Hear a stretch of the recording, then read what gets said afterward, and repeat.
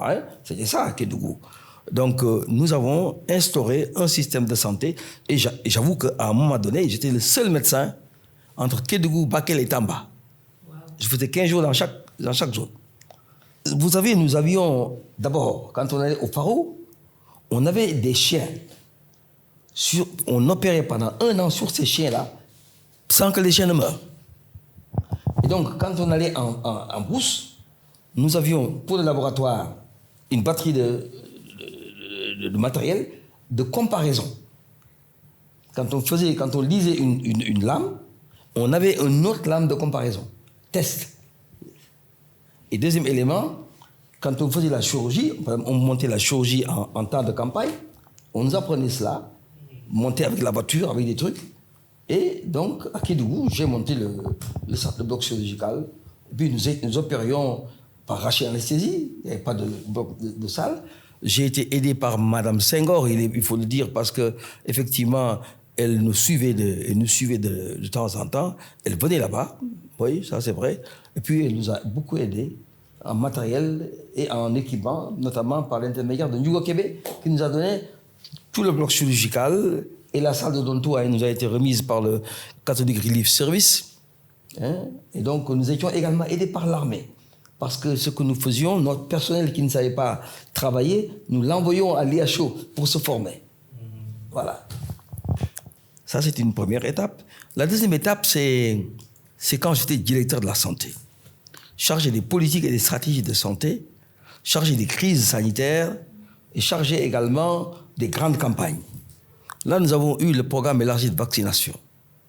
Et en octobre 1985, nous avons été sollicités par le président de la République pour vacciner tous les enfants de 0 à 5 ans avant le 6 avril 1986. Il n'y avait pas de frigidaire, il n'y avait pas de vaccin, il n'y avait pas de personnel formé, il n'y avait pas de communication. Ça, c'est insolite. C'est vrai. Il fallait donc, en 6 mois, réaliser tout cela. Grâce à Dieu, nous avons cheminé, nous avons mobilisé, les gouverneurs, tout le monde était en compétition et nous avons réalisé l'objectif de 80% qui a été, c'est un objectif qui a été certifié par une équipe internationale qui est venue évaluer. Donc, et là, mais il y a une chose qui est vraie et qui est bien, c'est que pour la première fois au Sénégal, le personnel de santé a été décoré sur le front des troupes à l'ordre national ou à l'ordre du mérite pour ceux qui avaient atteint l'objectif. Ça, c'était chapeau sur la cerise. L'autre élément, c'est quand j'étais représentant de l'OMS en Guinée. En Guinée, le personnel de santé n'avait pas de moyens, n'avait pas de livres, n'avait pas de documentation. Et nous avions installé ce qu'on a appelé les bibliothèques bleues. Nous avions fait une enquête autour de la population, autour des personnels de santé, et nous avions identifié les livres et les éléments qu'il leur fallait. Et après cela, nous avons mobilisé les partenaires et nous avons constitué une centaine de livres qui étaient mis à la disposition de chaque district. Ça, c'était également quelque chose qui a été... En tout cas, qui m'a touché.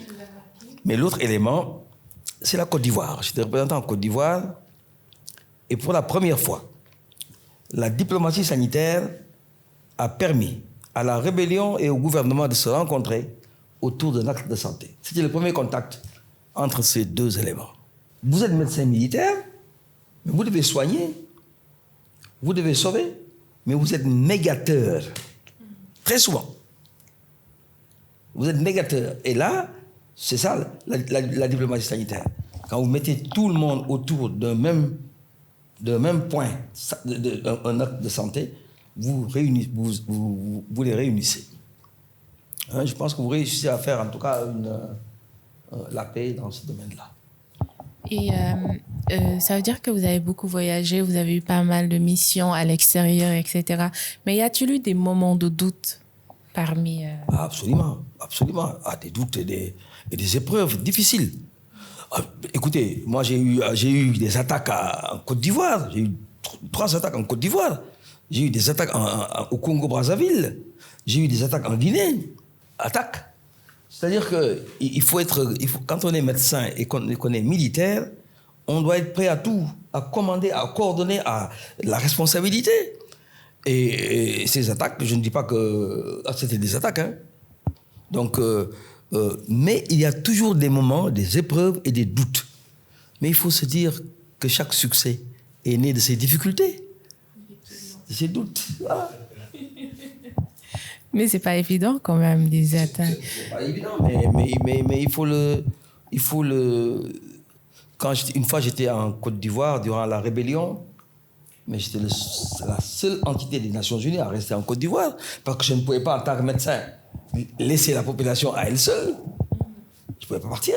Et comment vous arriviez à gérer cette charge émotionnelle? 2 moyens. Premier élément, la thérapie collective. C'est-à-dire que échanger avec son personnel, échanger avec les gens, pour créer une thérapie de groupe. 2e élément, transformer le problème en motivation. Parce que lorsque vous portez l'uniforme, vous êtes un officier. Et vous devez soigner, sauver et parfois sauvegarder.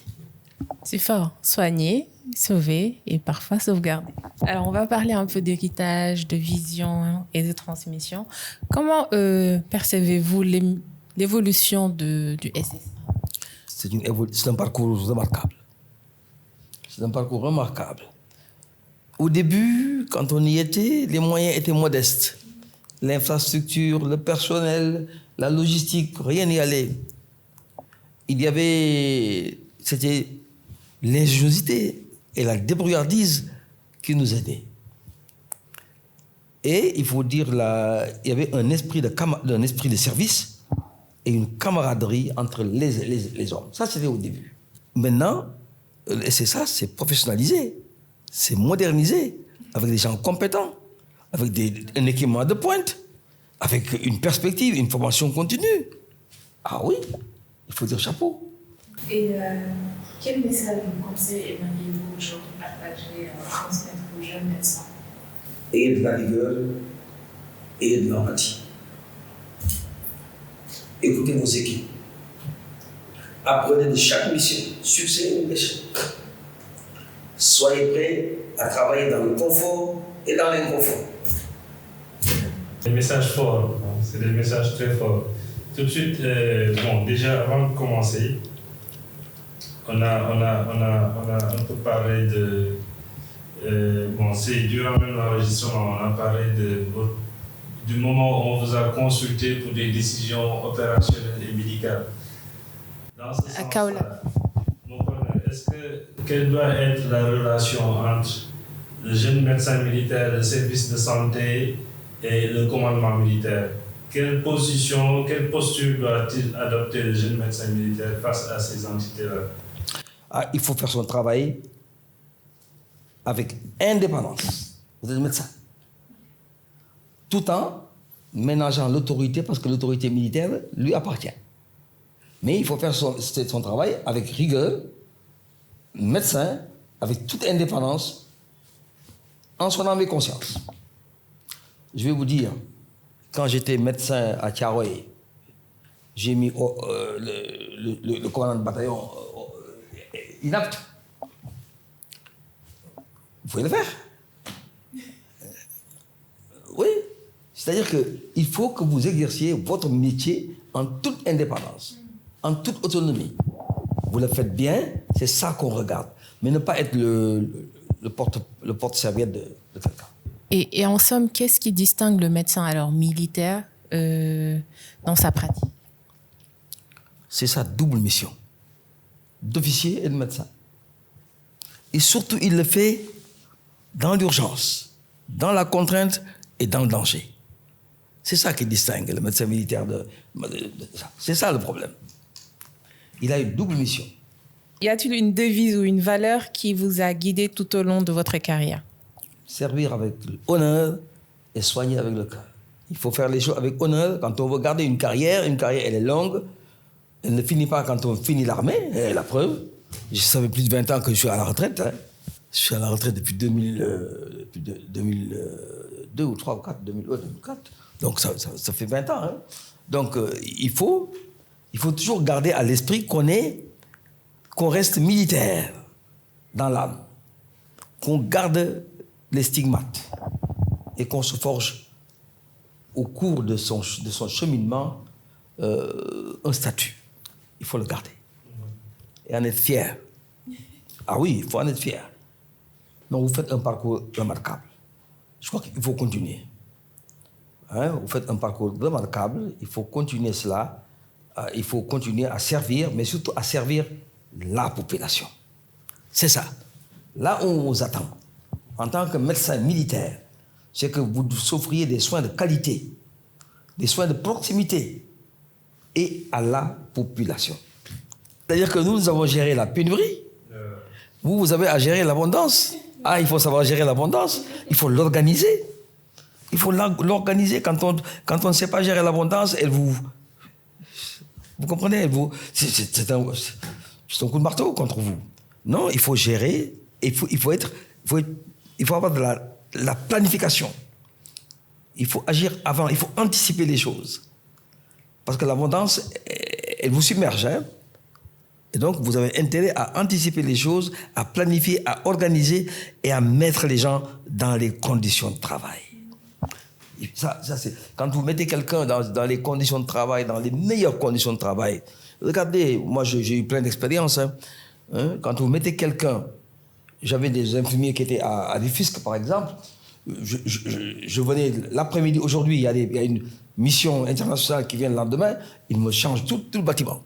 Vous voyez, quand vous mettez quelqu'un, quand vous motivez quelqu'un, quand vous le mettez dans des conditions exceptionnelles de travail, il vous donne le résultat. Alors, vraiment, merci pour ce témoignage, mon colonel. C'est à la fois riche et très inspirant. Mais avant de conclure, est-ce que vous souhaiteriez partager quelque chose à nos très chers auditeurs? Soyez en tout cas qu'ils soient courageux. Qu'ils soient courageux. Ils ont un pays, ils ont une nation à sauvegarder. Il faut la sauvegarder.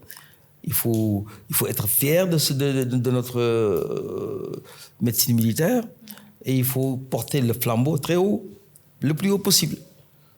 Le plus haut possible. C'est un relais de 4 fois 100 mètres. Chacun court et donne le relais à un autre. Je pense que c'est ça l'ambition. Nous faisons encore ensemble, avec vous. Allez-y, n'ayez peur de rien. Non, il faut prendre ses responsabilités et n'avoir jamais peur. J'ai eu la chance d'être peut-être l'un des rares médecins à avoir occupé tous les postes de la chaîne de commandement. C'est-à-dire que de médecin de district à médecin de région, à médecin de service national nutrition, à directeur adjoint de la santé publique, inspecteur de la santé publique, j'ai eu donc toutes ces fonctions-là. Et donc, je peux véritablement, je crois, parler pour ces gens-là. Il ne faut pas avoir peur. Il faut avoir le courage de ses opinions et avoir l'impulsivité de la jeunesse. Merci beaucoup. Mais merci à vous, mon colonel. Merci. C'était vraiment un plaisir de partager ce plateau-là avec ce monsieur, vraiment. Je pense que nous avons beaucoup, beaucoup appris, même moi qui ne suis pas militaire et encore moi professionnelle de la santé. Alors, j'imagine que la joie que vous allez avoir, en tout cas, en regardant ce podcast, c'est notre tout premier numéro du mémoire du SSA. Et on se donne rendez-vous très bientôt pour les prochains. Merci beaucoup.